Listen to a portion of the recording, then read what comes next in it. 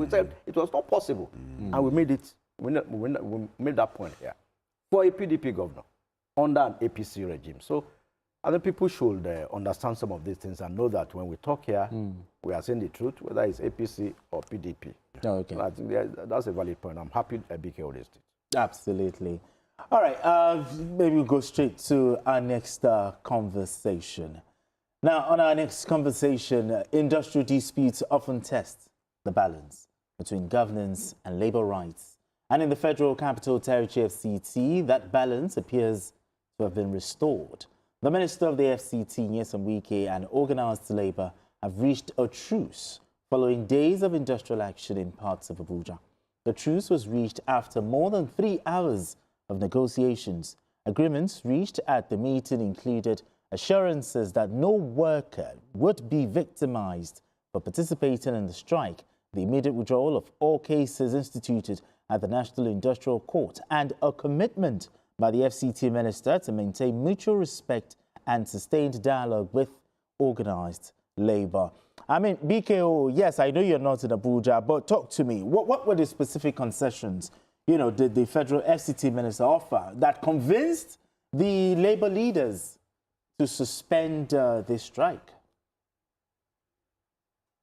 Yes, first and foremost, it was agreed that all outstanding cases at the industrial court will be withdrawn, and all of the issues that the workers brought by way of complaints, and they need to address their welfare, are also addressed one after another. So that was a good sign to the workers that this time around the governor is prepared to do, the FCT minister is prepared to take their welfare seriously. People talk about Nyesom Wike as somebody who builds bridges, who builds roads, but when it comes to human capital development, when it comes to welfare of workers, he is very, very weak. In fact, he's a failure in that regard.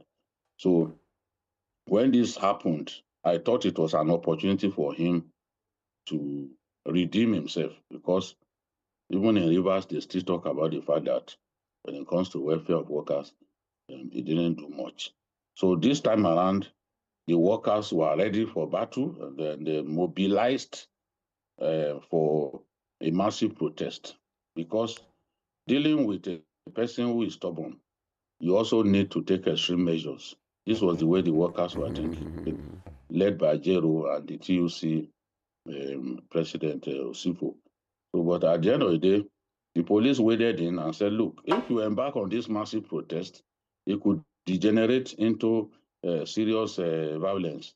And then Wike also went to court to try to stop this from happening. So at the end of the day, all the affiliates, labor affiliates were told, look, we have spoken with these people, and Wike has agreed that going forward, he would deal with workers with utmost respect.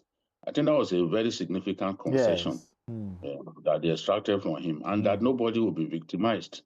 What usually happens is after a strike, we then victimize the leaders, the leading lights, So, but this time around, they've agreed that that will not happen. And all of the complaints, as I said earlier, they addressed them one after another in a manner that made the workers happy. So there was no need to continue their protest. They are happy now, and the workers are happy to go back to work. I mean, Femi, how significant was the role of political mediation, such as the involvement of the Senate Committee and FCT, in reaching this truce? Well, I think that's very important. That's why we have three arms of government. The legislators, they stooped up and they bridged the gap, and it's expected them so that they reach the truce by virtue of the fact that they threw their hat in the ring so that we can have peace. That is the capital city, and that is the nerve center of our political endeavor as a nation, and we care about what happens there. And I think it's good to build bridges. It's also good to take care of the welfare of the people. Absolutely. It's good to take care of the way. Even the Bible says a laborer deserves his wages. There's no doubt about that. We will commend Mr. FCT Minister who is doing so well, building bridges, building roads. Those are commendable efforts. I don't want him to stop that, to stop doing that. But at the same time, we should please prioritize care for the staff. Those are the people that are making things happen in FCT. And again, we want to commend everybody that contributed. You see, usually there will always be employer-employees squabbles. There will be government and labor disagreement. It's part of life. Even in the family, there are disagreements. But when we disagree, we should disagree to agree in the common interest of the people, so that we don't take advantage of the system. I don't want to say that, I don't want to believe that after this, that labor leaders will be victimized. That would be very unethical, that would be very wrong. Those who took part in this exercise should not be victimized for leading the labor movement and being voices for the oppressed. They were just speaking for their colleagues. I'm not endorsing or saying that people who went out of the boundary and who overstep their boundary should not be cautioned, but we should not be victimized in the overall interest of the workforce. Yeah. Now, is the FCT actually ready to ensure that all the promises made, during the mediation, are implemented? No, that's the honorable thing to do. Yes. Wike is an honorable minister, so he will do what is honorable. And I think I must single out the chairman Senate Committee on FCT. Mohammed Bomoy, for summoning that meeting and ensuring that and the meeting started 12 midnight. We were there till 3:50 a.m. And also I also commend Festus Osifo of TVC and also Joe Ajero. I mean, for at least reasoning with the good people of the FCT.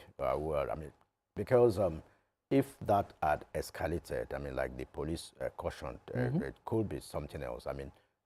The other day they were pursuing the minister from the office. Yeah. So it was already generated to exactly was. And but he said nobody pursued him. Well, we saw videos. and like Femi said, the workers must not be victimized. But I saw one of them came on air and said, the FCT minister, yes, he's not the only one who can do the job. There's money in FCT, and if the president puts anybody there, it will work because there's money there. When tempers flare, people say all sorts of That's right. So we give it to Wike. He's done well. Give it to him. That is it. Give it to him. I've been to Abuja. Give it to him. In fact, even the turnaround. That's right. The total turnaround. But then the welfare of the workers should be prioritized. Because it's not Wike that is doing it is the workers. That's if right. they want to slow him down, That's they can slow him down. Right. Yeah. Civil servants, yes, they can do it. All right, gentlemen. All right, gentlemen. Thank you so much.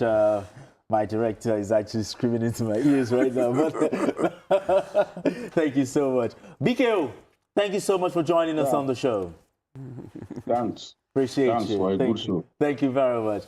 Femi Adefila, it's so good to see you again. Happy New Year. Same to you. It's good to see you. Good to see you as well. Good. Maji Jami, thank you so much for doing this with us. And that's it on Journalist Hangout today. Join us tomorrow for another episode of the program. You can watch the repeat broadcast of this episode tonight at 11. Join us on Sunday from 1:30 to 3:30 p.m. for Journalist Hangout on Sunday. We are on YouTube at youtube.com/TVC News Nigeria. I am Benga Oreshegun. Bye for now, and God bless Nigeria.